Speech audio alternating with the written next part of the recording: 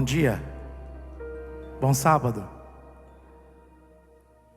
Nós estamos juntos mais uma vez.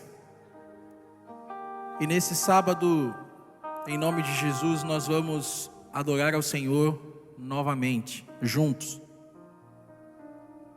E eu queria propor a você desde já, que nesse sábado,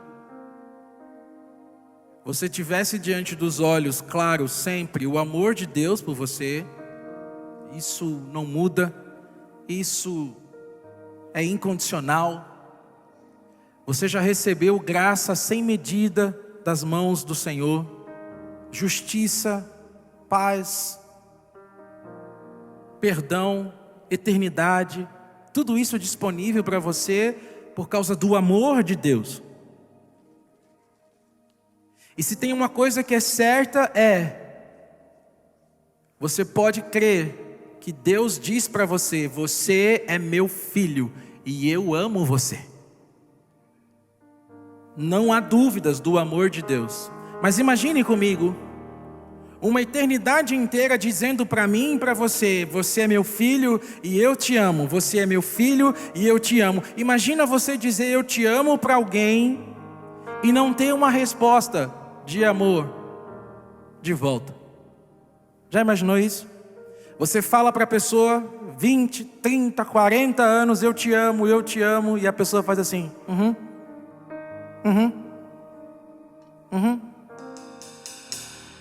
Talvez seja um tempo da gente não focar tanto naquilo que Deus já disse para nós, porque Ele já disse, já tem certeza disso, e a gente começar a focar agora na resposta que nós vamos dar para o Senhor. A resposta de amor que nós vamos dar para o Senhor. E a resposta de amor que a gente pode dar para o Senhor é tudo. É entregando a Ele tudo. Tudo. Não é só um dia na semana. Não é só 10% da nossa renda. Não é só um tempinho aqui na casa de Deus. É tudo.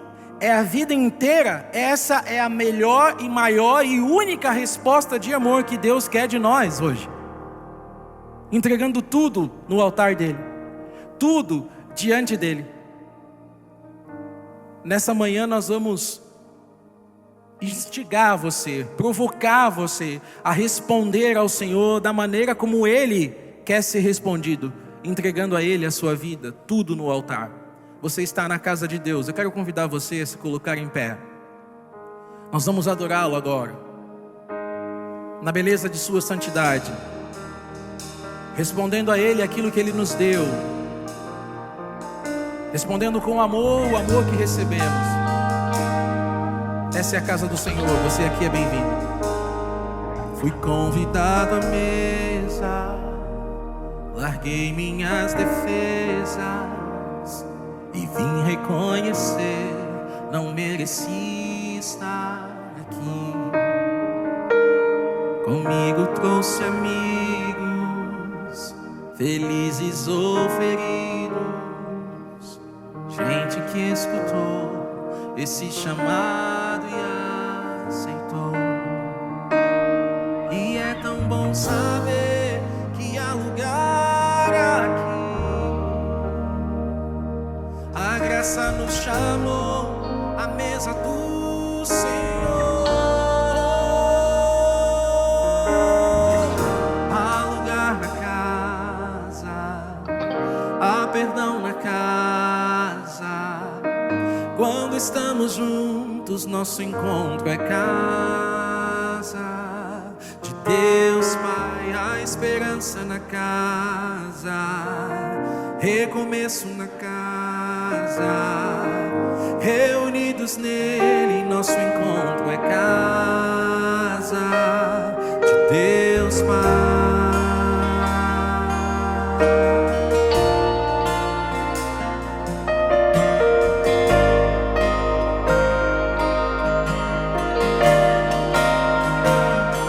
Eu sinto a sua palavra, curou a nossa alma. O Verbo nos amou, da solidão nos resgatou. E é tão bom saber que há lugar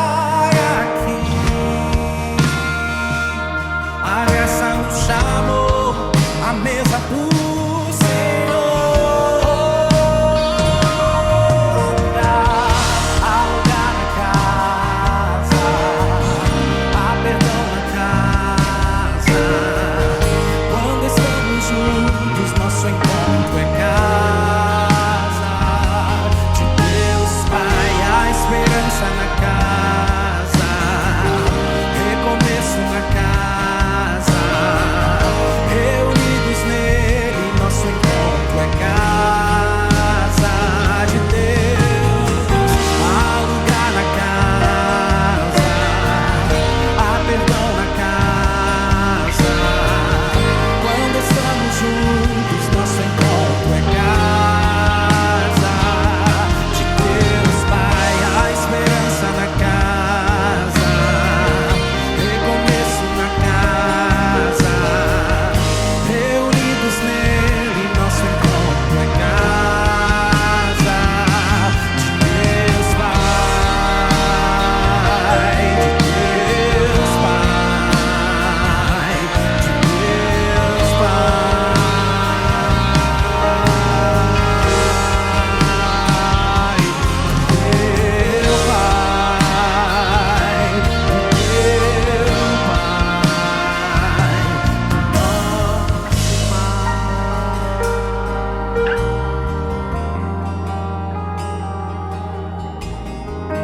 há lugar na casa, há perdão na casa. Quando estamos juntos, nosso encontro é casa de Deus Pai. Há esperança na casa, recomeço na casa. Reunidos nele, nosso encontro é casa de Deus Pai.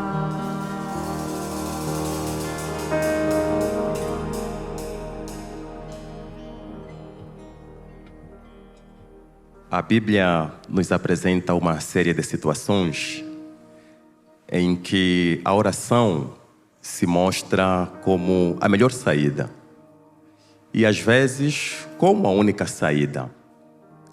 E isso me faz lembrar Moisés ao atravessar o Mar Vermelho. Eu não sei se você está atravessando por algum mar vermelho, mas a certeza é que a oração nós podemos pedir, agradecer e Deus sempre tem umas respostas para nós.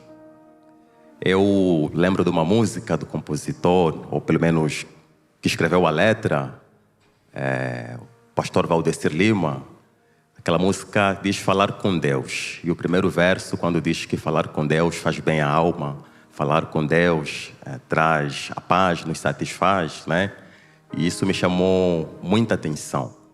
E com esse espírito, eu quero convidar aqueles que puderem se ajoelhar para nós orarmos a Deus. E aqueles que estão nos acompanhando online, de onde você estiver, você também pode fechar os seus olhos enquanto a gente presta esse tributo ao nosso Rei.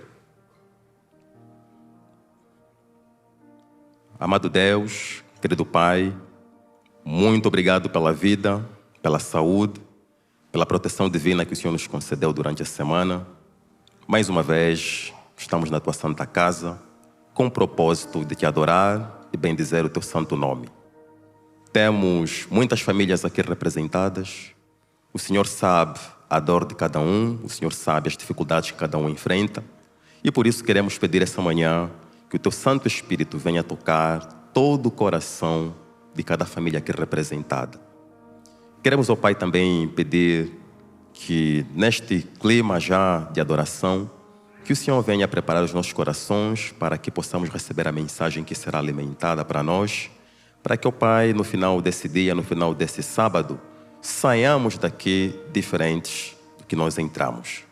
Conceda-nos a sua paz. É o que te pedimos por hoje e por todo sempre. Em nome de Jesus, único e bendito Salvador. Amém. Há lugar na casa, há perdão na casa. Quando estamos juntos, nosso encontro é casa Deus Pai, a esperança na casa, recomeço na casa, reunidos nele, nosso encontro é casa de Deus Pai.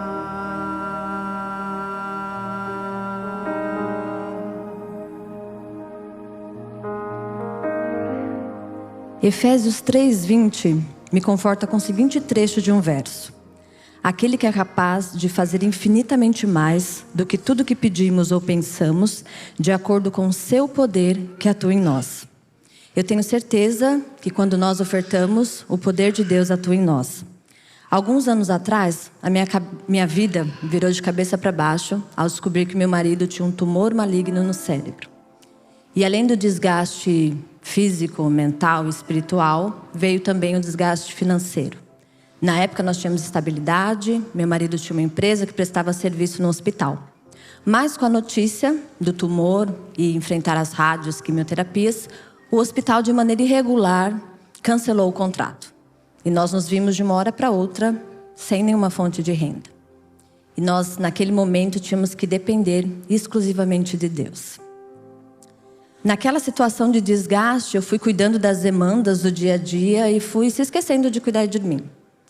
E num dia, eu percebi que eu estava com alguns nódulos no seio. E eu falei, eu não acredito nisso. Mais um problema? E na hora eu falei, não vou nem atrás disso, porque não quero descobrir mais uma doença. Passado alguns dias, conversando com uma amiga, ela falou, não faz isso não. Vai atrás de médico, de exame, procura. No começo pode ser curado, se você tiver alguma coisa. E eu falei, Cris, não sei nem de onde eu vou tirar dinheiro para fazer isso. E ela falou, vai atrás de saber quanto você precisa e eu dou um jeito no resto. Liguei, pesquisei os valores e eu precisava de R$750. 2 dias depois encontrei com ela e falei. E ela falou assim, desse valor, quanto você precisa? E eu estava cansada de depender dos outros. Não me lembrava que na verdade eu dependia de Deus e do poder dele atuando nas pessoas que ofertavam. E eu falei para ela, eu tenho R$400. Mentira, não tinha nada. E eu fui voltando para casa e falei, como que eu vou arranjar esses R$400? No dia seguinte era sábado. Eu amanheci desanimada, cansada, não queria ir à igreja.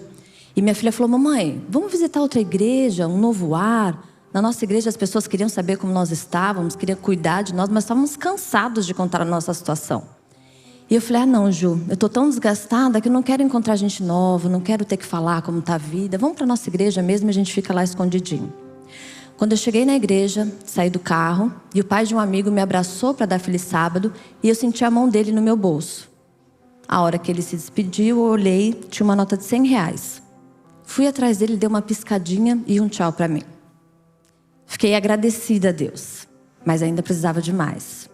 Sentei na igreja e a mãe de uma amiga me entregou um pacote e falou, Jéssica não pôde vir hoje, mas pediu para te entregar isso. Eu olhei o pacote, não abri, vi que era um livro, já fiquei feliz, eu amo ler.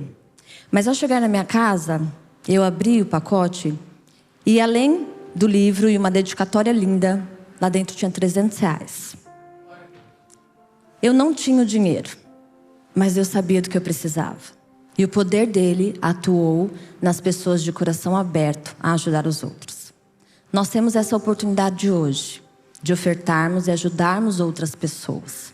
E esse momento nós temos separado para isso. Para quem está aqui conosco, os diáconos irão passar. Lembrando também que hoje nós temos atrás de cada cadeira um QR Code, onde você pode fazer também a sua doação através da internet. E para quem está em casa, você também tem essa oportunidade, fazendo uso de todas as informações que aparecem na sua tela para ofertar.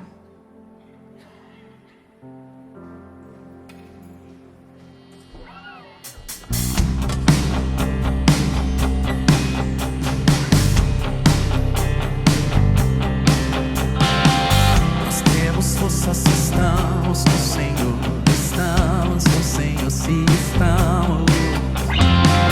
Nós temos força se estamos. Se estamos só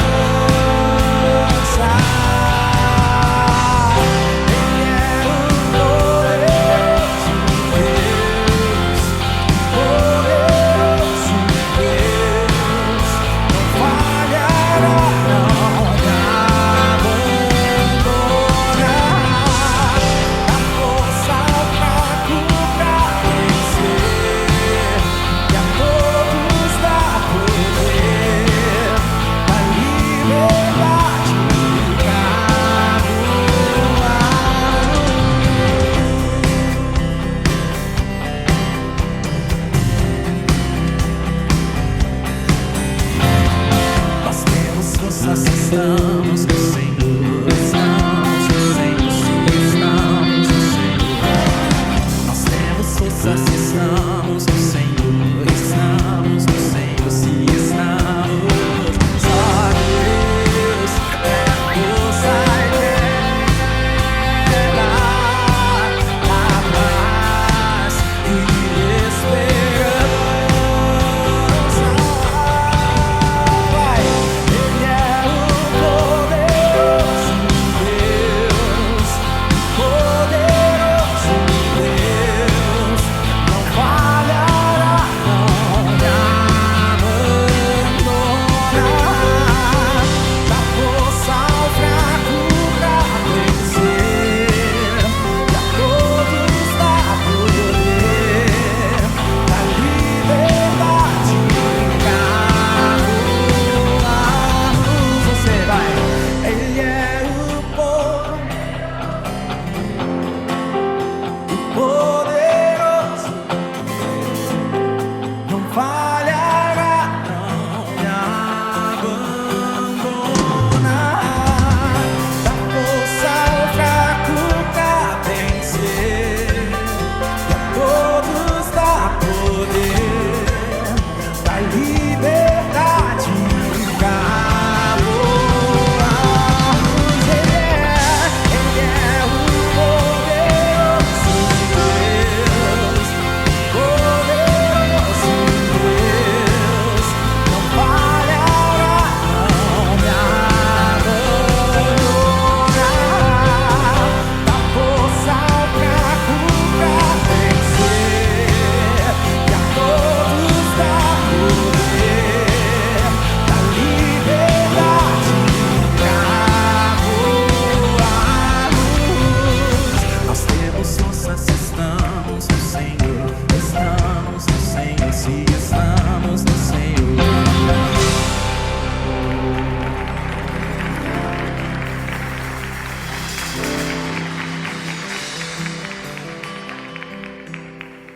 Oremos. Querido Deus, somos gratos a Ti por Sua bondade, Sua misericórdia e pelo Seu poder manifesto em nós através da oportunidade de ajudarmos outras pessoas. Fica conosco, é que eu lhe peço e agradeço, em nome de Jesus. Amém. Eu tenho sido muito abençoado pelo tempo em que estou trabalhando com vocês aqui, fazendo parte dessa comunidade. E mesmo morando distante, porque eu tenho que vir aqui todo sábado eu faço uma viagenzinha de 2 horas, pego a Bandeirantes, olhando aquele mato verde, bonito, e chego aqui para estar com vocês. No caso desse fim de semana em específico, eu estou aqui desde ontem. Ontem eu fui pregar em Osasco. E eu tenho sido abençoado porque a gente tem vivido aqui grandes coisas de Deus para esse lugar, para cada coração, para cada vida. E essas coisas são traduzidas nas canções que a gente já canta, do repertório da Semente, em outras canções que vão sendo anexadas à nossa caminhada. E a gente, eu não sei se você já percebeu, mas a gente já acrescentou mais 8 músicas diferentes daquelas que a gente já cantava por aqui. E hoje nós vamos acrescentar mais 2, sendo que uma é uma música que precisa extremamente da participação da congregação. Se todas as outras precisam muito da participação da congregação, até porque no louvor congregacional a protagonista é a congregação, ok? Essa é extremamente ainda a necessidade de que você participe. Então eu vou te ensinar primeiro o refrão da melodia. A melodia diz assim, ó: eu te louvarei, te glorificarei, eu te louvarei, meu bom Jesus. Fácil? Canta. Eu te louvarei, te glorificarei,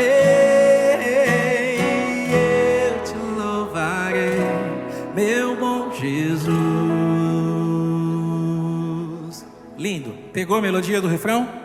Na estrofe você só profetiza, não se preocupa. Abre a tua boca, deixa sair qualquer som, não tem problema nenhum, mas o refrão é esse. Agora, tem uma coisa que nós vamos acrescentar a esse refrão, e que você vai amar. A coisa é a seguinte: eu te louvarei, te glorificarei, eu te louvarei, meu bom Jesus. Tira um pouquinho do clique, só para a gente ensinar mais lento. Eu e a banda aqui, nós temos uma voz aqui que vai falando sempre aqui para nós. Aqui. Então a gente é regido por um clique. Ó, faça comigo. Isso. De novo, ó. Eu te louvarei. Lindo, agora a mão embaixo. Te glorificarei. Duas só, tá? Lindo isso. Que coisa linda. Que coisa maravilhosa. De novo. Eu te louvarei, te glorificarei. Duas. Eu te louvarei, meu bom Jesus. Ó, tchá, tchá, tchá, tchá, tchá, tchá, tchá, tchá, tchá, tchá, tchá. Ok. Tchá, tchá, tchá, tchá, tchá, tchá, tchá, tchá, tchá, tchá, tchá. De novo. Tchá, tchá, tchá, tchá, tchá, tchá. Que coisa linda. Agora, obviamente, não se faz esse tipo de música sentado, porque o risco de infarto triplica. Coração alegre na presença do Senhor, é isso que nós vamos adorar agora nesse momento. Vamos lá. 1, 2, 3.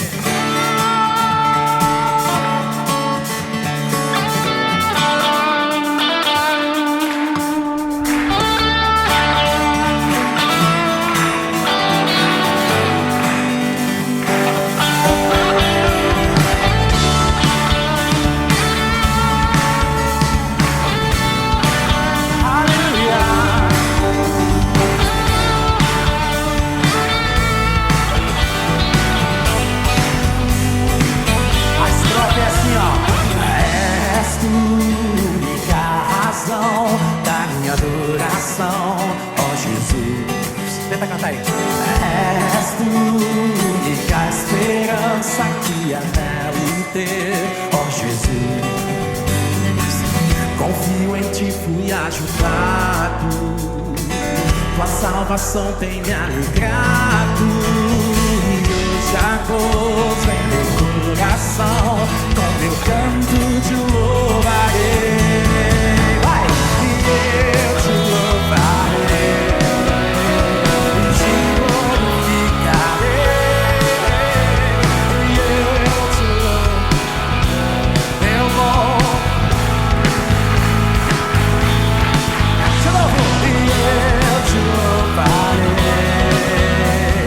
te glorificarei, e eu te louvarei, meu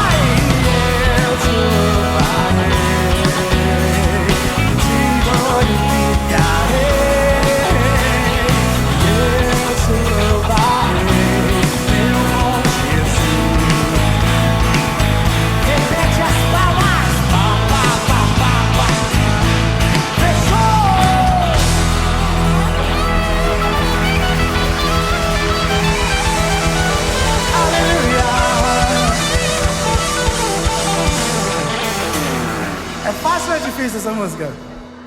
É legal ou não é? Tá aprovada no repertório?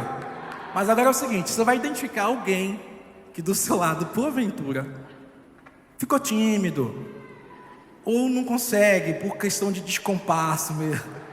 Tem gente que, né, Roger? Tem gente que não vai, né? Não vai. Então eu peço que você não deixe ninguém soltar a mão de ninguém. Não deixe para trás essa pessoa. Essa pessoa que ficou assim, ó. O que eu faço com as minhas mãos? O que eu faço? Eu não consigo.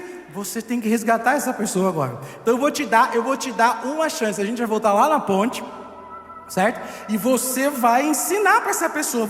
E se essa pessoa não conseguir de jeito nenhum, você abraça ela e diz, vamos junto. Nós vamos junto aqui, vai. Mãozinha, mãozinha, mãozinha, tá? Voltei lá na ponte. Em todo tempo te louvarei.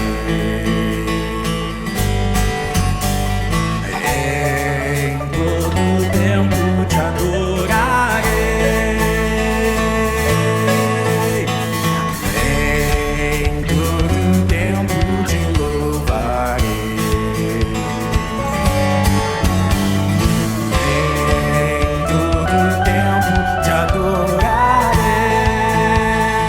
Em todo tempo te louvarei.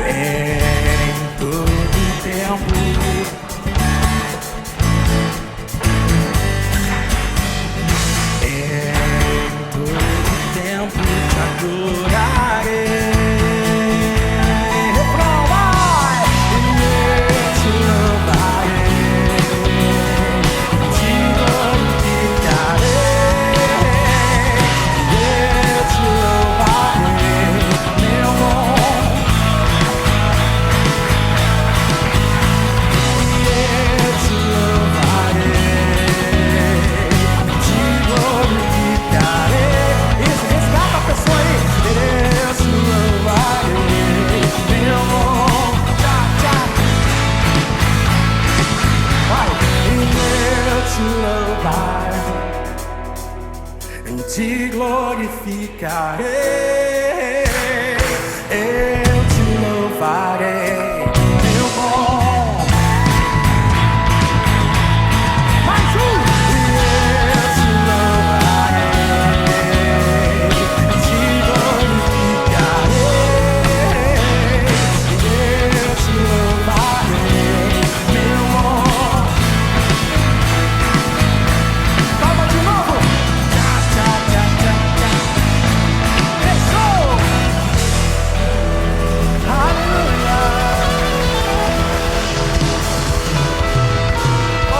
Coisa linda.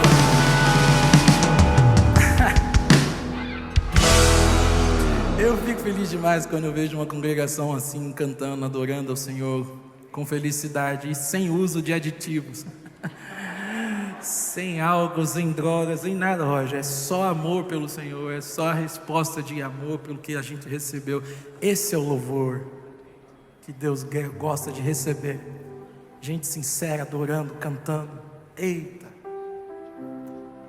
Deus diz sobre nós somos filhos, amados, queridos. Isso você já sabe. Nessa manhã, nós vamos agora olhar para o amor de Deus, para ter mais uma vez certeza daquilo que Ele pensa sobre nós. E em seguida nós vamos dar uma resposta de amor para Ele. Primeiro, você me amou. Beleza, você viu em mim e disse que tenho valor. Ele diz mesmo.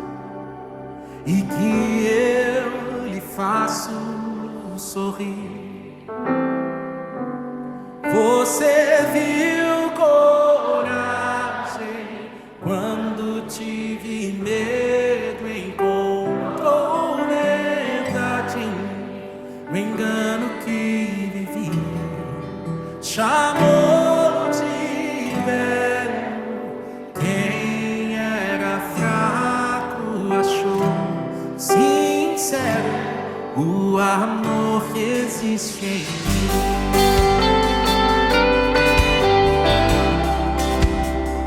Aleluia.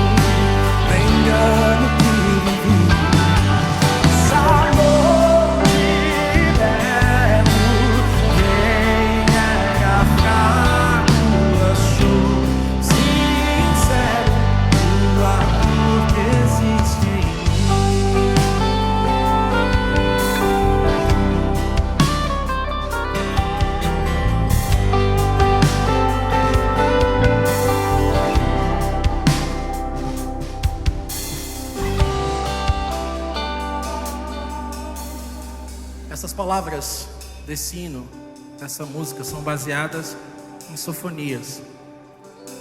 Quando Deus diz que cantará canções sobre nós, sobre Israel. E você sabe que Israel recebia amor, mas na hora de responder, Israel falhava. Morreu no deserto muita gente. Pessoas que esperavam a terra prometida não entraram na terra prometida. Israel passou anos, 38 anos rodando no deserto, até morrer uma geração inteira. Sabe por quê? Porque Israel recebia de Deus tudo, mas não respondia com Ele, não respondia a Ele com tudo. Israel tinha um Deus para cada situação: o Deus da chuva, o Deus do dinheiro, o Deus da fertilidade, o Deus da plantação. Recorria a esses deuses, e aí quando nenhum deles dava certo, Israel corria para Deus. Foi assim quando você olha a história de Gideão, e quando Deus olha para Gideão diz assim: Gideão, estou te chamando, vai. Aí Gideão faz assim, mas eu não sei, me dê um sinal. Já imaginou essa situação? Deus te afirmando que vai fazer algo por você e você pede um sinal, duvidando? E Deus diz assim: Gideão, vai lá, tira o altar da casa do teu pai, derruba aquilo lá. A sua confiança tem que estar colocada em mim, 100% em mim. Você tem um Deus, você serve a um Deus poderoso. É Ele quem comanda a sua vida, é Ele quem comanda a história, é Ele quem diz quando as coisas vão começar e quando as coisas vão terminar. Você serve a um Deus todo poderoso. E esse Deus não quer nada além de tudo no altar dele. Tudo.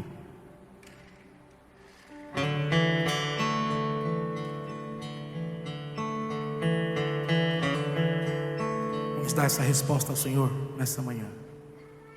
Tudo, ó Cristo, a ti entrego, tudo sim por ti darei, resoluto mais submisso, sempre a ti eu sei.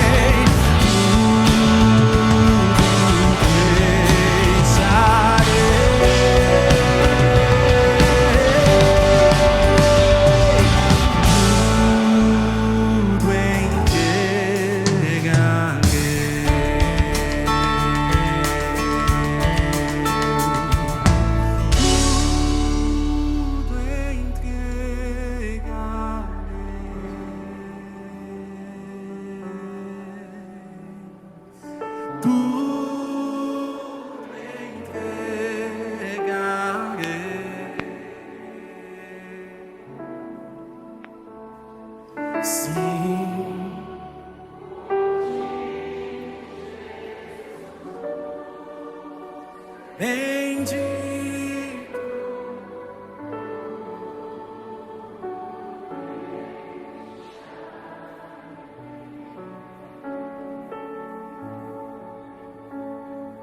Querido Deus, nós queremos entregar em Tuas mãos nesse momento o nosso coração.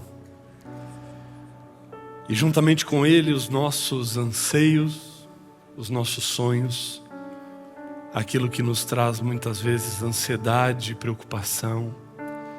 Nós queremos entregar tudo para o Senhor, porque o Senhor tem cuidado de nós, porque o Senhor sabe o que é melhor para cada um de nós. E nós vamos nesse momento nos voltar para a Tua palavra. Que nada possa nos impedir, ó Deus, de ouvirmos a Tua voz e de recebermos o toque do Teu Santo Espírito na nossa vida. Portanto, Pai, prepara o nosso coração. Fala conosco nessa manhã e toca a nossa vida em nome de Cristo Jesus. Amém.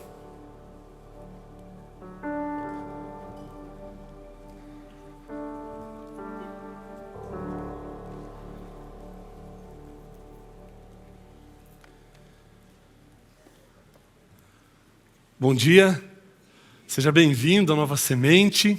Essa é uma comunidade da Igreja Adventista do Sétimo Dia que existe com um propósito de a cada momento, a cada encontro, proporcionar para cada um de nós, de fato, uma experiência real com Deus. E o nosso desejo é que essa experiência real com Deus ela possa ser transformadora na vida de todos nós. Quero agradecer o pessoal da comunicação porque eu gostei muito da nossa nova caneca aqui, você viu só? Nova Semente. É água, viu, gente? Mas é muito bom. Eu até pensei agora, cadê o Diego? O Diego deve estar ali atrás da mídia. Se de repente alguém quiser levar para casa uma caneca dessa, a gente pode pensar numa maneira de isso ser possível em algum momento.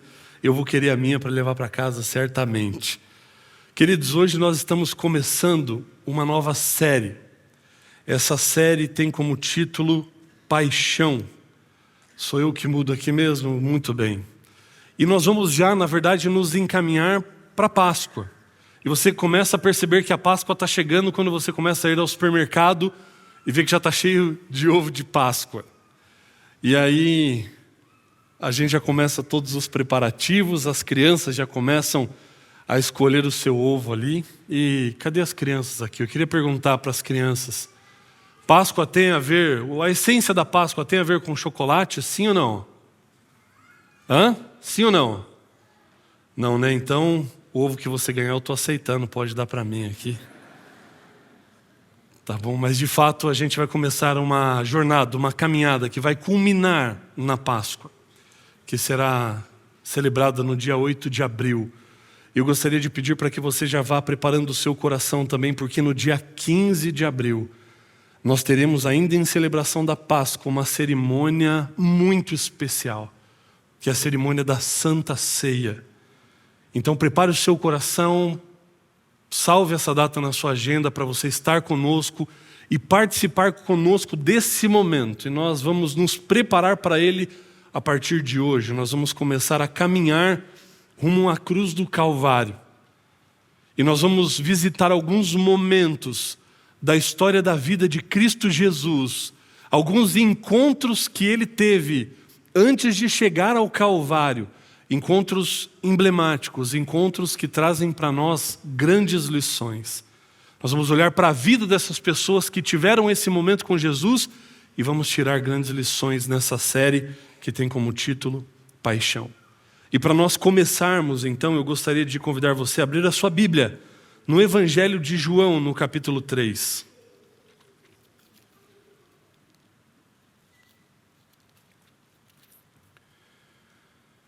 Evangelho de João, capítulo 3, e nós vamos ler do verso 16 até o verso 19. Você pode acompanhar aí na sua Bíblia ou então acompanhar na tela o texto. Um texto que começa de uma maneira muito conhecida para nós, talvez um dos principais textos que a gente conheça das Escrituras, onde vai dizer: porque Deus tanto amou o mundo que deu o seu Filho unigênito, para que todo que nele crer não pereça, mas tenha vida eterna. Pois Deus enviou o seu Filho ao mundo não para condenar o mundo, mas para que o mundo fosse salvo por meio dele. Quem nele crê não é condenado, mas quem não crê já está condenado, por não crer no nome do Filho unigênito de Deus. Este é o julgamento: a luz veio ao mundo, mas os homens, infelizmente, amaram as trevas e não a luz, porque as suas obras eram más. Opa, avançou um aí? Muito bem. Eu conheci a história, e você pode conhecê-la também se você ler o livro Fator Melquisedeque, ou então O Totem da Paz, de Don Richardson. E nesse livro ele descreve algumas de suas histórias missionárias pelo mundo. E era o ano de 1962, quando Don Richardson, a sua esposa Carol, com o seu filhinho pequeno Stephen, eles resolveram ser missionários na Nova Guiné, uma ilha holandesa na região da Indonésia. E eles então escolheram a região, e ao estudarem a região eles perceberam que ali era um aglomerado de aproximadamente 400 tribos, mas que viviam de uma maneira muito distante de qualquer civilização. Eram povos de fato remotos, e ele tinha no coração o desejo, a missão e o chamado de levar o evangelho, contar a respeito dessa história que nós acabamos de ler nesses primeiros versos aqui, para esses povos que talvez nunca tivessem ouvido falar de Jesus. Ele escolheu então desenvolver o seu ministério junto a uma tribo chamada de Saui. Eles chegam lá numa pequena embarcação, não conheciam o dialeto daquela tribo, não conheciam muitos dos seus costumes, apenas sabiam que era um povo muito remoto, um povo que talvez nunca tivesse tido contato com a civilização. Mas quando ele chega, ele percebe uma certa simpatia no rosto daquelas pessoas, daqueles nativos. E eles rapidamente o acolheram, o trouxeram para dentro de sua tribo, e com muita dificuldade eles começaram a estabelecer um certo relacionamento, porque ele não sabia falar nenhuma palavra do dialeto deles.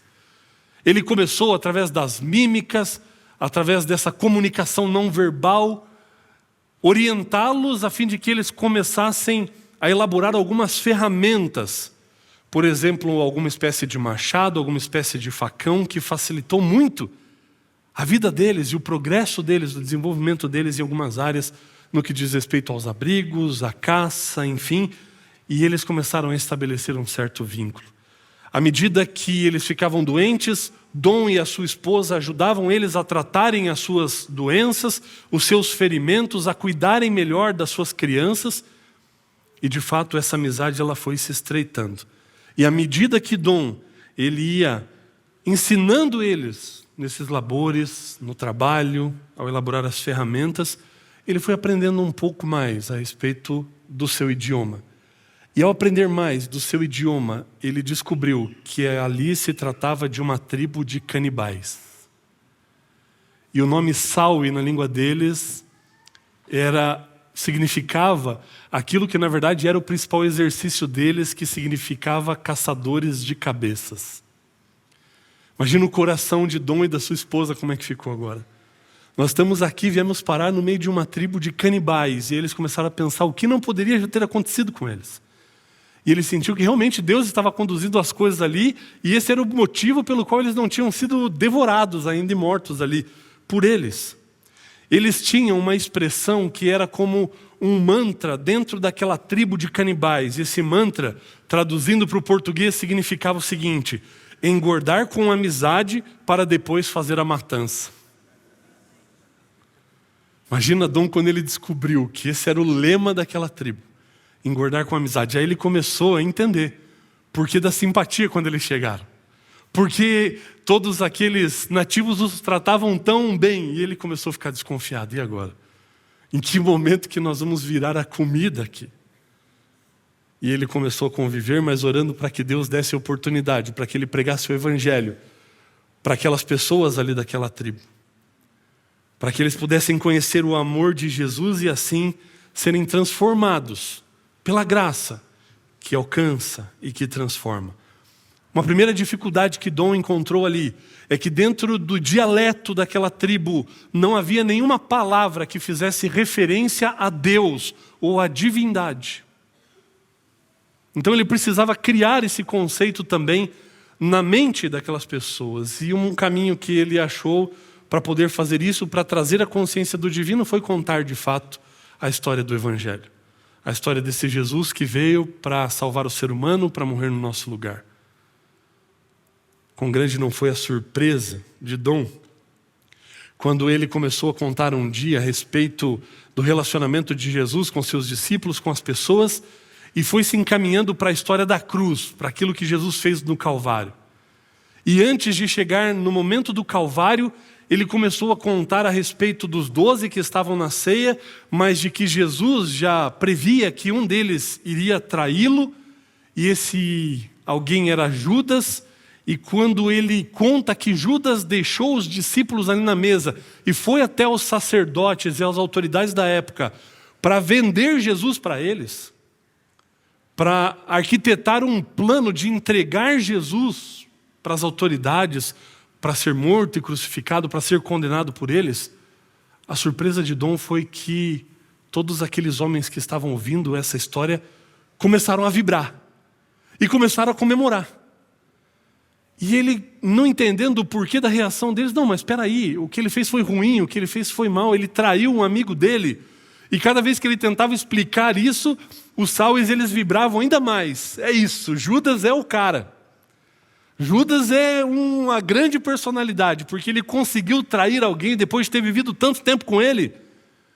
E aí Dom, para entender melhor, ele chamou alguém de canto, um intérprete que o ajudava ali, na maioria das vezes, e perguntou, mas por que isso? E ele explicou, olha, é uma tribo de canibais, o engordar com amizade para depois fazer a matança, é o estilo de vida deles. Eles cevam a amizade para, num momento, de maneira inesperada, atraí-lo, matá-lo e se alimentar dele.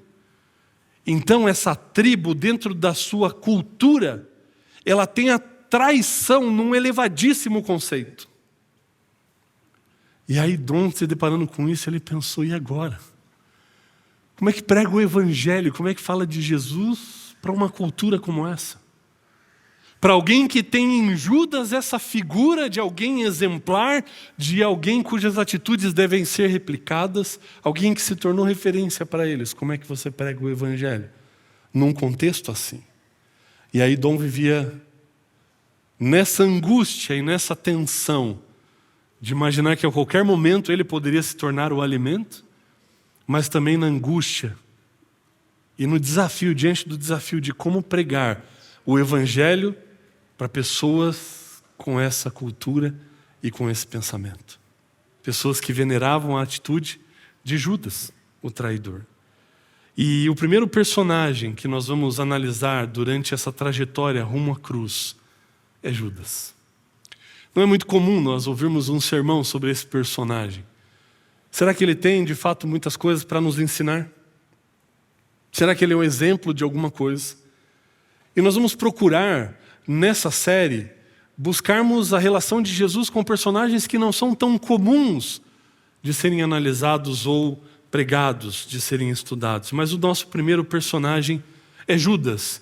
E se você parar para pensar, nós estamos falando, se não do mais, pelo menos de um dos mais notórios discípulos de Cristo Jesus. Não por aspectos positivos, é óbvio, mas por aquilo que ele fez. Ele é conhecido pelas atitudes negativas que teve, pelas manifestações que expressou durante o ministério de Jesus, pela traição. Judas é alguém que conseguiu acabar definitivamente com um nome para o resto da história da humanidade. Quem é que pensa hoje e cogita na possibilidade de colocar o nome do seu filho de Judas? Ele conseguiu fazer isso com o nome. Apesar do nome ser bíblico, e muitas vezes muitas pessoas se valem disso, não, eu quero colocar um nome bíblico no meu filho, na minha filha. Apesar de Judas ser um nome bíblico, apesar de Judas ser o nome de um dos irmãos de Jesus, ele conseguiu acabar com qualquer chance de alguém usar esse nome. O que ele fez foi tão trágico, tão terrível, que o nome Judas virou ofensa E é ofensivo você olhar para alguém e ser Judas. Rapidamente vem a ideia na mente de alguém que é traidor. As pessoas se desagradaram tanto com a atitude dele que até hoje, dentro de algumas culturas religiosas, existe a tradição de malhar o Judas. Como se não bastasse tudo que ele viveu já também, né? A respeito do seu remorso. Nos evangelhos sinóticos, Mateus, Marcos e Lucas, o nome de Judas sempre vem mencionado por último, mas já no livro de Atos, Lucas nem se dá ao trabalho porque o nome de Judas é omitido quando os 12 são mencionados ou quando os discípulos são mencionados. Esse camarada, ele de fato é um exemplo, mas é um exemplo de fracasso espiritual, de rejeição da graça divina. A distinção dele para os demais Judas da sua época é que esse é o que traiu Jesus. Dura marca para se carregar. Geralmente, o nome que é dado aos personagens bíblicos, eles têm uma relação muito íntima com a sua história, com a sua experiência. E o nome de Judas não poderia ser mais irônico ou mais contraditório, porque Judas é uma variação de Judá, que significa o Senhor guia ou Jeová guia. E talvez ninguém tenha sido mais guiado pelo diabo do que o próprio Judas. Ele é conhecido na Bíblia, ou apresentado na Bíblia como sendo Judas Iscariotes, que é uma denominação que diz respeito ao seu lugar de origem como homem de Queriote, uma pequena vila de Judá ao sul da Judéia. E quando você analisa o contexto dessas cidades, você percebe que, de fato, pela sua origem de nascimento, talvez Judas tenha tido mais oportunidades do que os outros discípulos que eram galileus. E talvez por isso, pelo seu conhecimento, pela sua formação, pela sua criação, é que ocupava um lugar de destaque dentro do grupo dos 12 como o tesoureiro do grupo, aquele que geria as pequenas entradas que esse grupo recebia para desenvolver o seu ministério. A Bíblia não nos dá muitos detalhes a respeito de Judas, mas nós podemos inferir ou deduzir algumas coisas por conta do contexto. Não aparece na Bíblia um relato de que Jesus o tenha ido chamar, como fez com Pedro e André, com Tiago e com João, que estavam à beira do mar, limpando as redes, cuidando das redes dos seus barcos, e Jesus vai até eles. Possivelmente Judas tenha se juntado ao grupo dos 12, quando a multidão começou a acompanhar e seguir a Jesus. Algumas de suas falas, algumas de suas manifestações nos sugerem que Judas talvez tenha se juntado a esse grupo por ter algumas aspirações temporais e por busca de prestígio pessoal, uma vez que, se fosse verdade que esse era o Messias, dentro da compreensão dos líderes judeus da sua época, esse Messias em algum momento assumiria o trono e governaria, estabeleceria o seu reino e romperia assim com a opressão do Império Romano. Isso sugere que talvez Judas tivesse no coração algumas aspirações e buscasse algum tipo de prestígio pessoal. O que vai chamar a atenção na história desse discípulo é que ele presenciou curas e milagres de Jesus, mas transparecia seu interesse por riqueza, poder e prestígio. Quando aquela mulher vai lavar os pés de Jesus com aquele perfume, ele se preocupa com o valor daquilo, com quanto dinheiro aquilo poderia se tornar nas mãos dele e o quanto aquilo poderia beneficiá-lo. Essa é uma das evidências do seu foco, de onde estava, para onde estava voltada a sua atenção. Judas, dentro de todo esse contexto, ele parece ter se tornado impaciente com essa aparente demora de Jesus em assumir o trono, em estabelecer o seu reino, o seu governo. E talvez ele tenha até ficado irritado algumas vezes com o discurso de Jesus, quando Jesus dizia: o meu reino não é deste mundo. Talvez isso tivesse começado a frustrar algumas expectativas de Judas a respeito do que poderia acontecer com ele em termos de benefícios pessoais. E talvez ele tenha ficado cada vez mais desgostoso, cada vez mais frustrado, quando ele percebia no discurso recorrente de Jesus que segui-lo não traria para os seus discípulos ganho temporal ou realização material. E talvez algumas das expectativas, alguns dos sonhos desse discípulo estavam sendo frustrados através do discurso de Jesus. Com Judas, nós aprendemos o seguinte: que partilhar do serviço de Cristo não é garantia de conversão ou submissão a Ele. E isso fica claro através da experiência desse discípulo. Para pensar. Judas, ele ajudou os discípulos a servirem os pães e os peixes que foram multiplicados por Jesus, lá em João capítulo 6. Ele viu o milagre, ele atendeu as pessoas participando da distribuição desse milagre. Judas certamente levou muitos enfermos à presença de Jesus com os demais discípulos. Judas viu pessoas sendo curadas, viu a alegria sendo restaurada na vida delas, no rosto delas, quando elas se encontravam com Jesus e eram abençoadas por Ele. Mas ele não permitiu que a sua vida fosse tocada e impactada por esse contato com Jesus. Porque onde está o seu tesouro, aí também está o seu coração. O coração de Judas estava em outras coisas.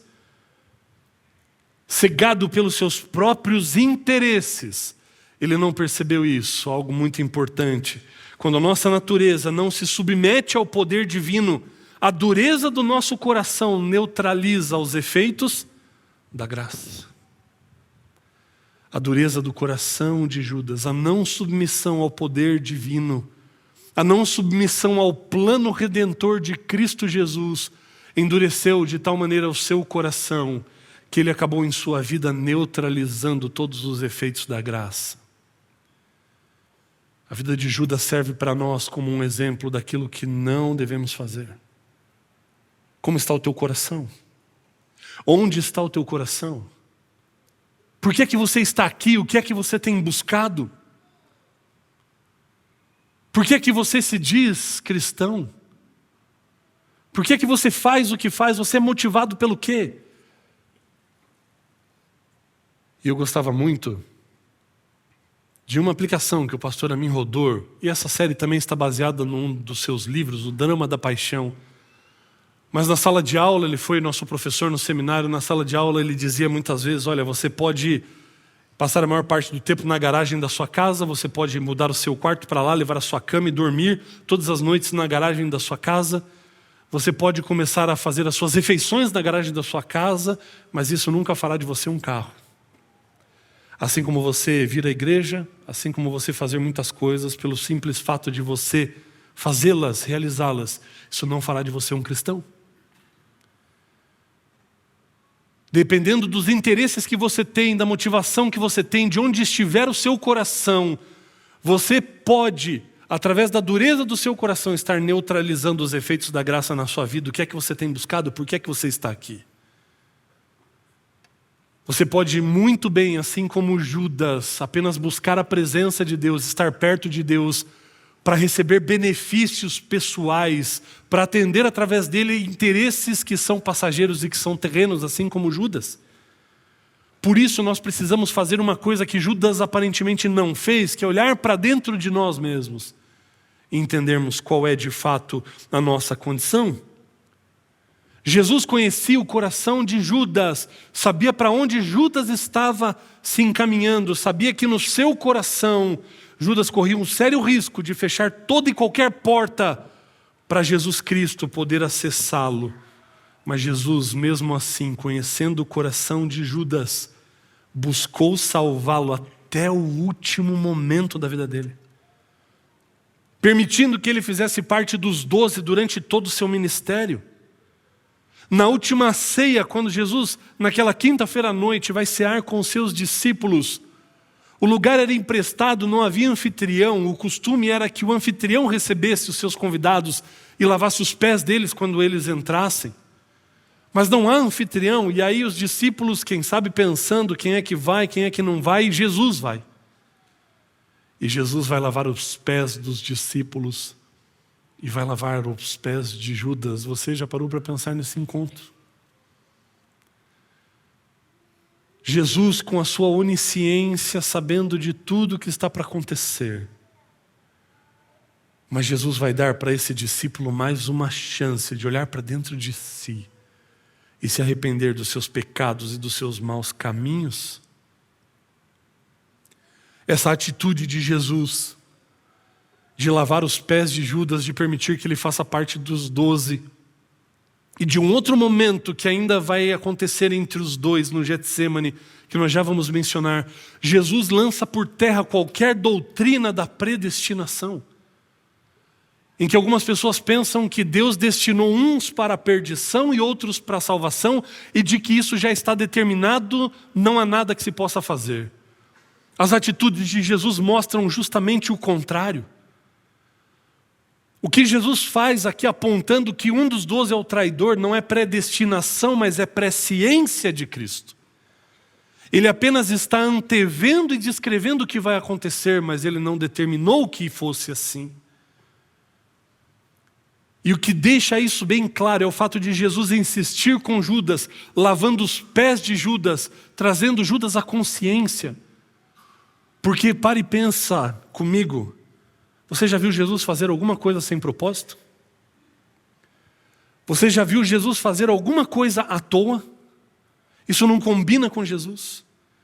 E se isso não combina com Jesus, e Jesus está dando oportunidade para Judas, era porque realmente ele tinha opção de escolher e fazer diferente. Presciência é uma coisa, predestinação é outra coisa. Nós podemos a todo momento escolher de que lado nós queremos ficar. Jesus não determinou. E por isso, Jesus insiste com Judas e dá oportunidade para ele até o último momento. Mas infelizmente, as decisões que Judas foi tomando o levaram para um caminho sem volta. Esse texto não vai aparecer na sua tela, então abra comigo a Bíblia em João, capítulo 13.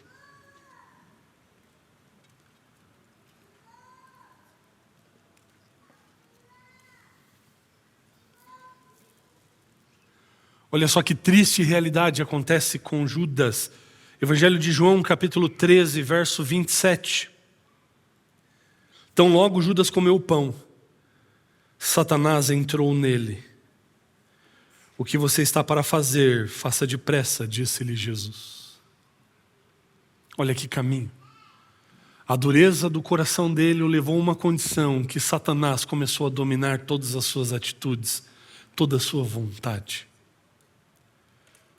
Outro texto que mostra que ele não estava determinado a fazer isso é que a iniciativa parte do próprio Judas. Volte agora até o livro de Mateus, no capítulo 26.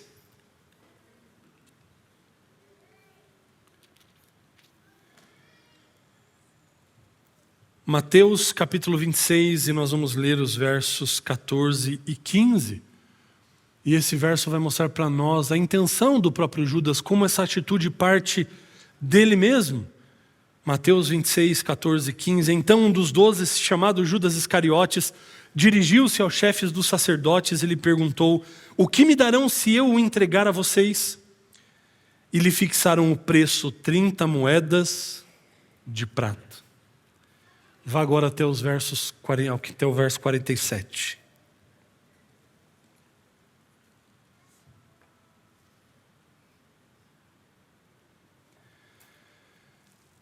Enquanto ele ainda falava, chegou Judas, e isso Jesus está no Getsêmani com seus discípulos. Enquanto Jesus falava, chegou Judas, um dos 12. Com ele estava uma grande multidão armada, de espadas e varas, enviada pelos chefes dos sacerdotes e líderes religiosos do povo. O traidor havia combinado um sinal com eles, dizendo-lhes: aquele a quem eu saudar com um beijo é ele, prendam-no.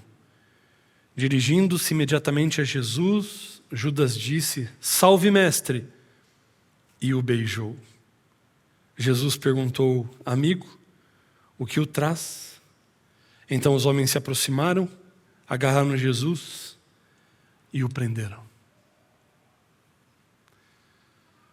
Judas escolheu trair Jesus com um beijo na face. E Judas banaliza aqui um símbolo de amizade e de proximidade. Naquele tempo, beijar nos pés era uma prática dos escravos. Beijar nas mãos era uma prática entre as pessoas que mostrava respeito um pelo outro, e era uma prática entre os discípulos. Mas beijar na face era um símbolo de máxima proximidade, de carinho, afeto e amizade. E é através desse símbolo, diante da dureza do seu coração, que Judas escolhe trair o Salvador. E ele dá então a ele o beijo da morte. Não da morte de Jesus, mas da morte dele mesmo. Porque ali ele fecha a porta do coração para qualquer oportunidade, para qualquer retorno, porque escolheu se colocar tão longe que ele mesmo não tinha condição mais de avaliar a sua própria condição. E aqui nós vamos ver mais uma tentativa de Jesus de resgatar Judas desse ponto no qual ele se colocou, quando Jesus diz para ele no verso 50, amigo, o que o traz aqui? E quando Jesus expressa essa palavra amigo, ela vem recheada de tanta compaixão e ternura. E Jesus faz para Judas uma pergunta que para Judas é muito óbvia. A resposta é óbvia para Jesus, para os discípulos e para o próprio Judas, porque antes, lá no Evangelho de João, no capítulo 6, verso 70, se eu não me engano, Jesus já tinha mencionado que um dos 12 o trairia. Aqui na mesa, na Santa Ceia, João já tinha identificado que Satanás estava controlando as decisões dele. E aí quando ele chega de maneira distinta dos demais discípulos, com toda a guarda sacerdotal para prenderem Jesus, Jesus ainda manifesta compaixão, o chamando de amigo, mas procura trazê-lo à consciência perguntando, o que é que te traz aqui? Aqui Jesus dá mais uma oportunidade. Por quê? Porque a resposta era óbvia. Assim como a pergunta era óbvia. Mas por que Jesus faz essa pergunta óbvia? É para trazer Judas à consciência, para que ele ponha a mão na consciência e possa pensar o que é que ele está fazendo. Por que ele está ali? A pergunta de Jesus para Judas, ela é óbvia. Mas Jesus já fez várias dessas perguntas durante o seu ministério, quando ele perguntou, o que queres que eu te faça? Queres ser curado? Onde estão os teus acusadores? Por que Jesus faz essas perguntas óbvias dentro dos seus contextos? É para trazer o homem à consciência. Quando a pergunta de Jesus ela é óbvia demais, nós precisamos prestar atenção, porque talvez exista algo que na sua obviedade nós não tenhamos percebido e que Jesus queira nos ensinar. Então, na sua vida, quando você se deparar com uma questão óbvia que Jesus coloca diante de você, pare um pouco para refletir a respeito de qual é a sua condição diante dessa situação. Pare para refletir a respeito de qual é o caminho que você está trilhando na sua vida. Porque muitas vezes o nosso maior problema é com aquilo que é óbvio, pois essa obviedade não nos permite contemplarmos aquilo que está ao redor. E quando Jesus pergunta isso para Judas, ele pergunta no sentido de trazer Judas à consciência, de tocar no coração dele e de dar a ele mais uma chance, para que ele possa se arrepender dos seus maus caminhos. E aqui, Blaise Pascal, ele parece descrever bem qual é o problema que Judas tem enfrentado e que muitos de nós podemos enfrentar também. O detalhe, segundo Blaise Pascal, não é a incredulidade que gera desobediência, mas a desobediência que gera incredulidade. Judas não se submeteu aos planos, às orientações do Salvador.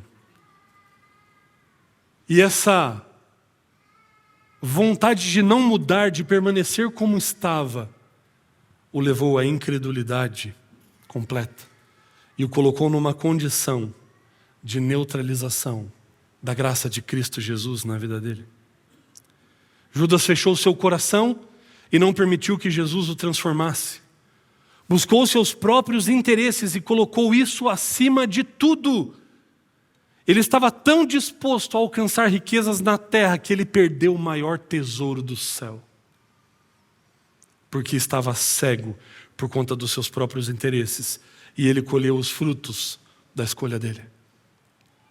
E hoje ele serve para nós como um exemplo daquilo que nós não devemos fazer.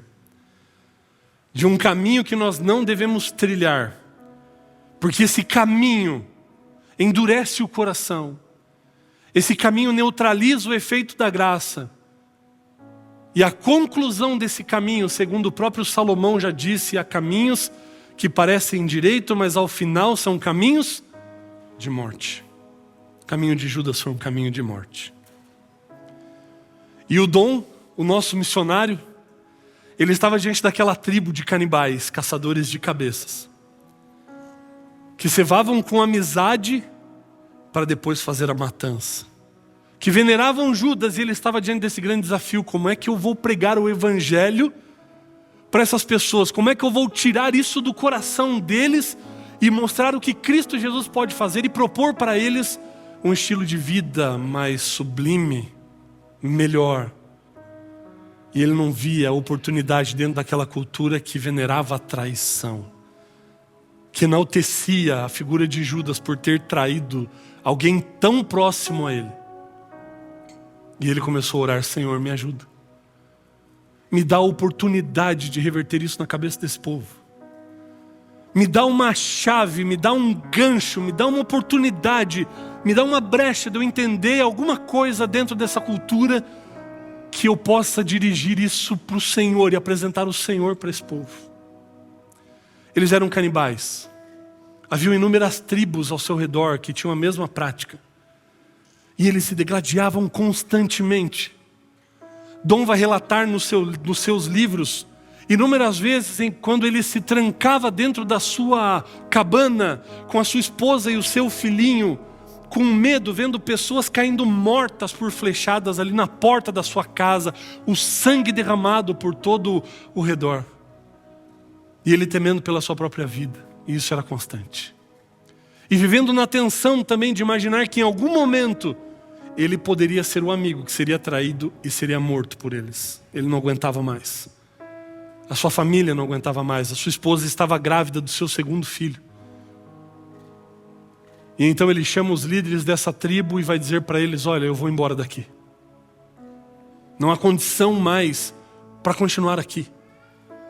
Eu prego a respeito de paz para vocês, eu ensino vocês a gente poder viver em harmonia, mas vocês não querem isso, vocês querem viver assim, e eu não consigo mais lidar com isso. Mas essa seria uma grande perda para os Saues, porque ele os ajudou com as ferramentas, ele os ajudava com as instruções, nas mais diversas áreas da vida, não somente na pregação do Evangelho, mas principalmente os ajudava com as suas enfermidades. E eles diziam: mas nós não podemos deixar que você vá, porque você nos ajudou tremendamente. E então eles assumiram um compromisso com Dom, e eles disseram assim: amanhã nós vamos estabelecer a paz entre nós. Como vocês vão fazer isso? Vocês não conseguem. Está no sangue de vocês, vocês vivem se matando, se degladiando. E eles insistiram: dê essa oportunidade para nós e amanhã nós vamos firmar a paz aqui entre nós. Eles mal dormiram à noite, pensando no que poderia acontecer no próximo dia. E o dia amanheceu, e Dom, a sua esposa e o seu filhinho começaram a ouvir um grande clamor no meio do povo.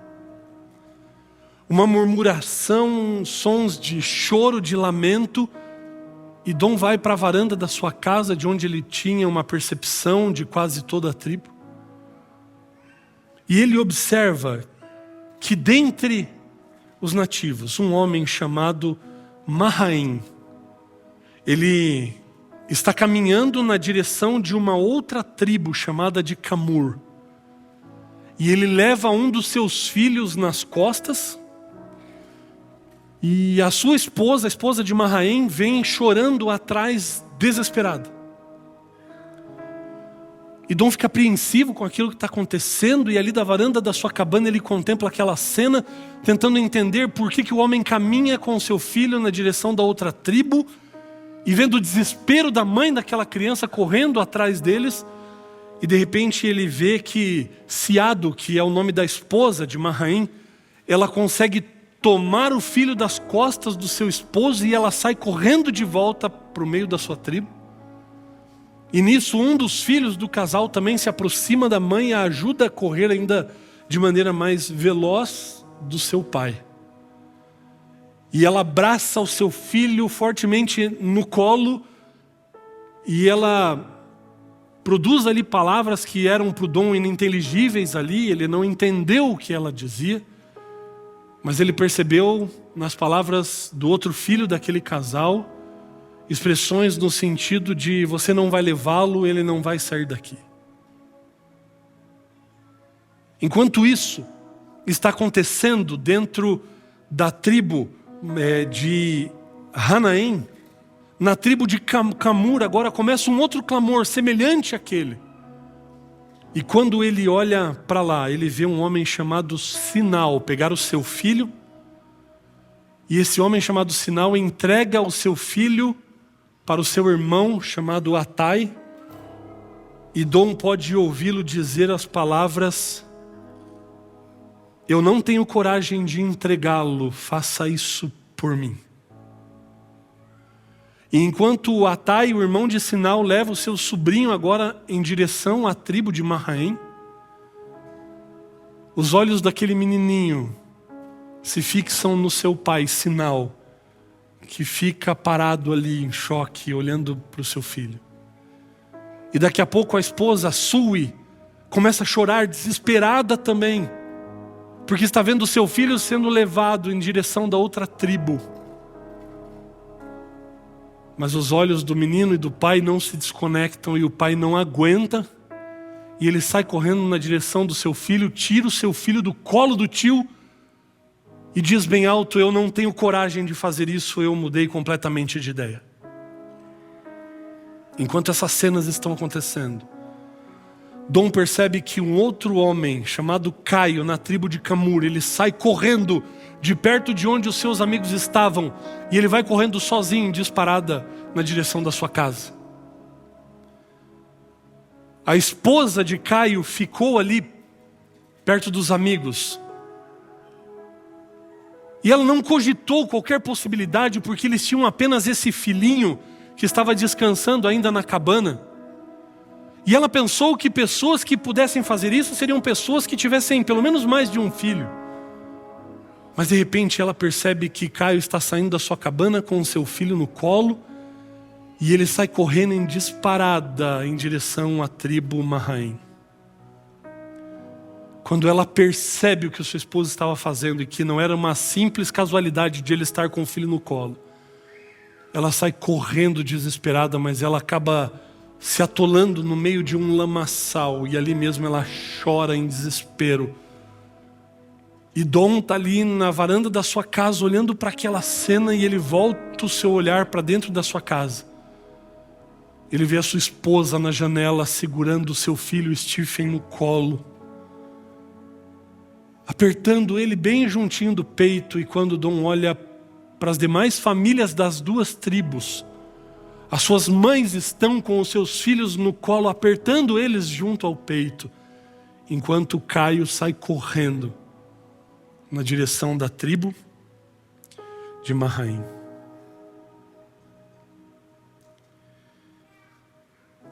O nome do filho de Caio era Biacadon. Enquanto Yumi, a sua esposa, chora desesperada, Caio vai na direção da outra tribo. E quando ele chega na outra tribo, um dos seus líderes tinha por nome Mahor. E agora estão Caio e Mahor, um de frente para o outro. E Caio está com Biacadon, o seu filhinho, no colo. E ele olha para Mahor e ele diz assim: Mahor, você quer defender os interesses do povo Camur perante o seu povo? E Mahor responde: quero. E Caio diz assim: então eu entrego a você o meu filho e também o meu nome. E naquele momento, Mahor estende os braços e toma ternamente Biakadon nos seus braços. Enquanto essa cena está acontecendo,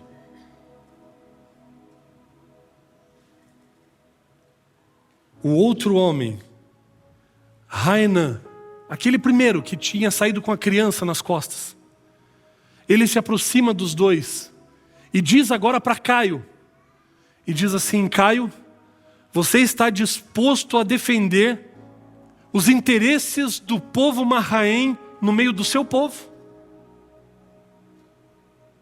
E Caio responde: eu estou. Então Haenan diz para ele: então tome aqui o meu filho e também o meu nome. E Caio pega o filho de Haenan em seus braços e ambos voltam para sua tribo. Dom estava olhando tudo aquilo sem entender o que é que estava acontecendo. E depois de as tribos estarem mais calmas e contidas nos seus respectivos lugares, ele chama um dos nativos ali e pergunta o que foi que aconteceu. E aquele nativo explicou para Dom e disse assim: na nossa cultura, para que a paz seja estabelecida, isso só é possível de acontecer através do bebê da paz.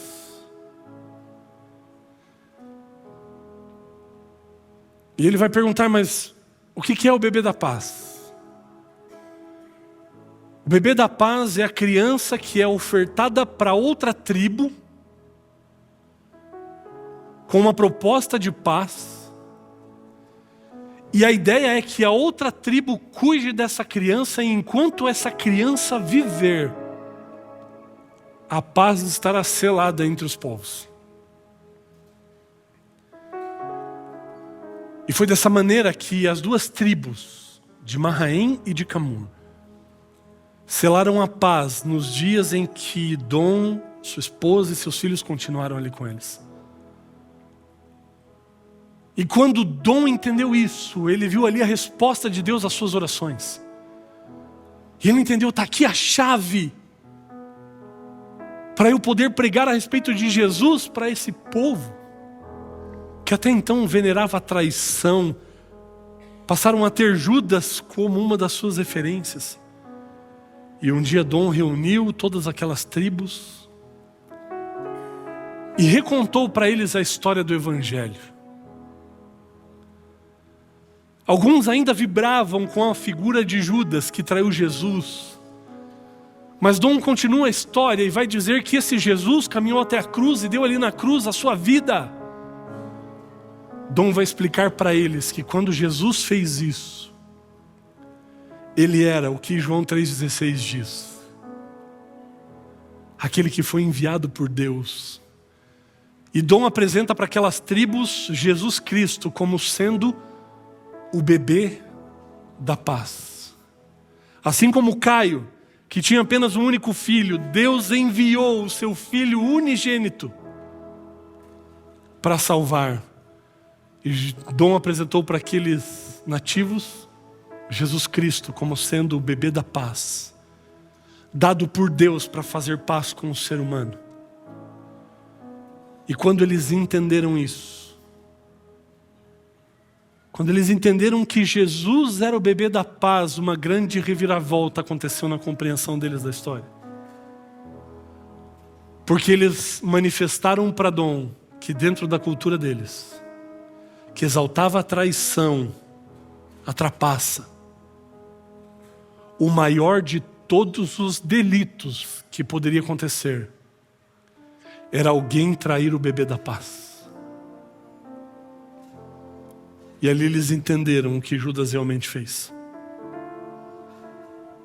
traindo o bebê da paz, aquele que foi enviado pelo céu para fazer paz com a humanidade. E é por conta desse bebê que o céu entregou para mim e para você, que hoje nós temos paz com Deus.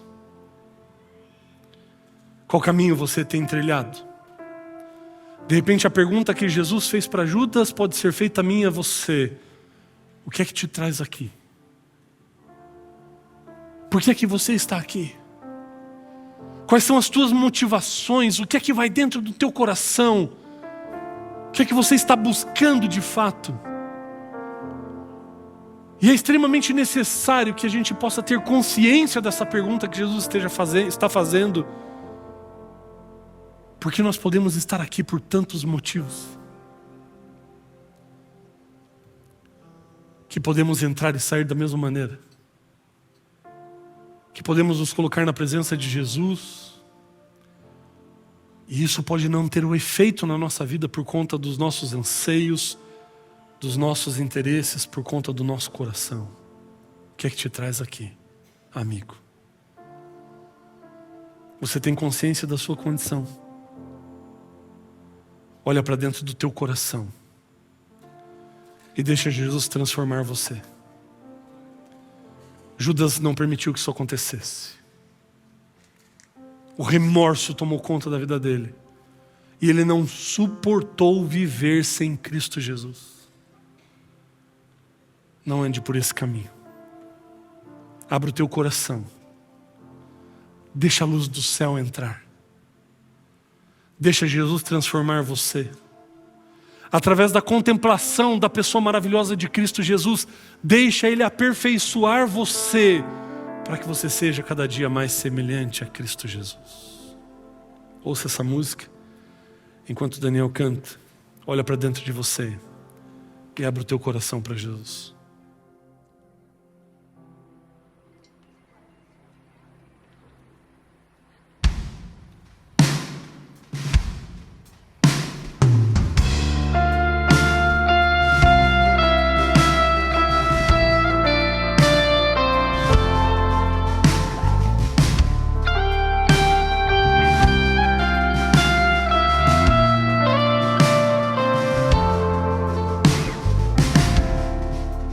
Antes de eu falar, tu cantava sobre mim.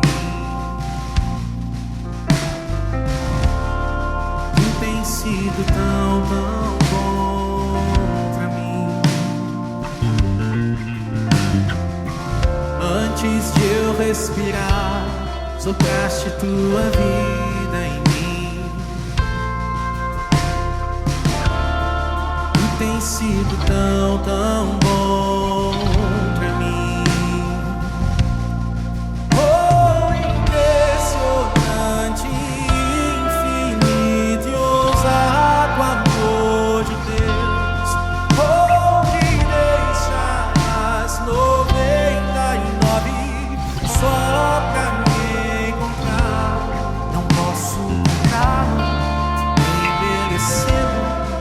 Mesmo assim se entregou.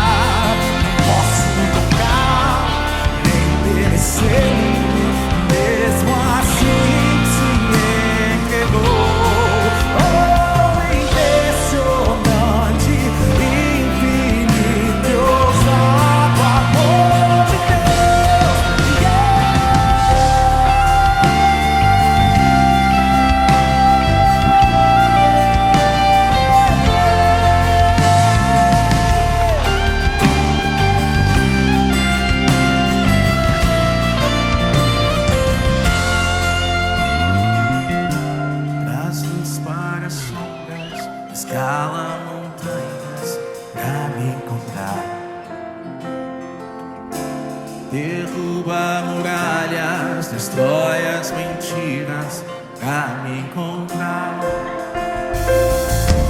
Traz luz para sombras, escala montanhas pra me encontrar.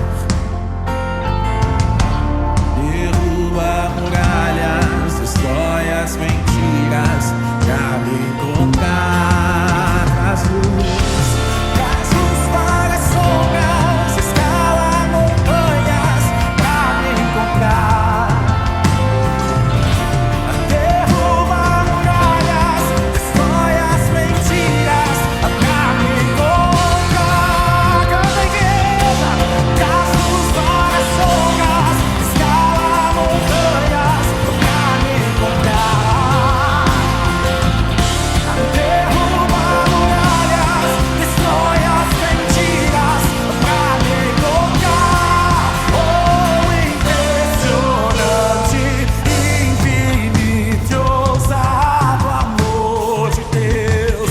Oh, que deixa as 99 só pra me encontrar. Não posso tocá-lo e nem merecê-lo, mesmo assim se entregou.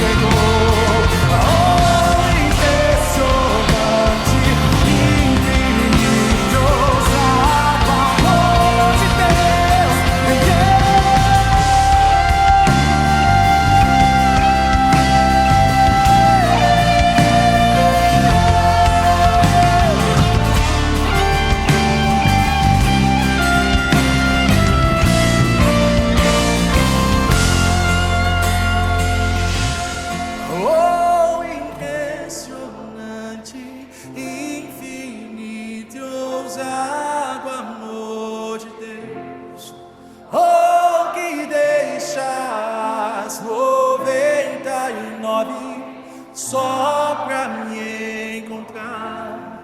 Não posso comprar, nem merecer, mesmo assim se entregou. Oh, impressionante, infinito e ousado amor de Deus.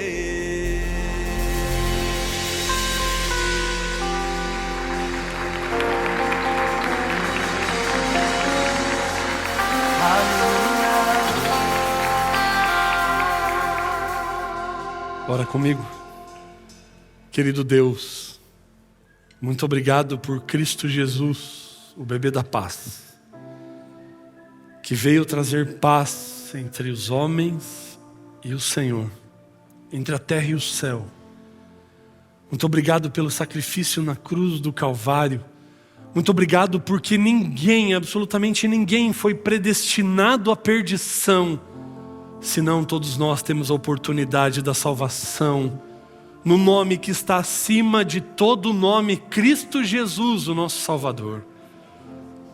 Por favor, querido Deus, que possamos aprender com a história de Judas, a não endurecermos o nosso coração, a não nos submetermos à Tua vontade, mas que possamos de fato, ó Deus, nos render ao Senhor, entregar o nosso coração e a nossa vida em Tuas mãos, para que sejamos salvos por Cristo Jesus. Restitui em nós, ó Deus, a alegria da Tua salvação. Renova em nós a chama da esperança de em breve vermos o Senhor voltando com poder e grande glória no nosso coração. Muito obrigado, ó Pai, porque o Senhor deixou o céu para vir aí aqui nesse mundo buscar cada um dos seus filhos. Nós te agradecemos por esse sacrifício. Aceitamos a Cristo Jesus como Senhor e Salvador da nossa vida e nos rendemos completamente a Ti e o fazemos em nome de Cristo Jesus. Amém. Essa é a nova semente, uma experiência real com Deus. Deus te abençoe e que você tenha um ótimo restante de dia na presença dEle.